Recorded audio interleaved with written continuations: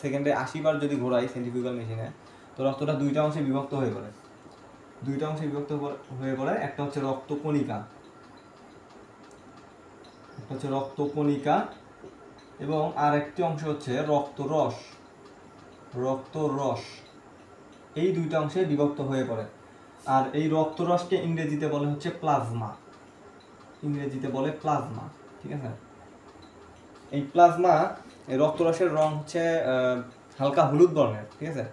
এই রক্তরসের মধ্যে আমাদের শরীরের মধ্যে যেসব প্রয়োজনীয় উপাদান দরকার, সেই সব প্রয়োজনীয় উপাদান এই রক্তের মধ্যে দ্রবীভূত অবস্থায় থাকে। যেমন আমাদের রক্তে যে লবণ, সোডিয়াম বাইকার্বনেট রূপে থাকে যে লবণটা, আবার মিনারেলস, ভিটামিনস, এসব প্রয়োজনীয় উপাদান রক্তরসের মধ্যে দ্রবীভূত অবস্থায় থাকে। এবং আরও একটি গুরুত্বপূর্ণ জিনিস রক্তরসের মধ্যে দ্রবীভূত অবস্থায় থাকে, সেটা হচ্ছে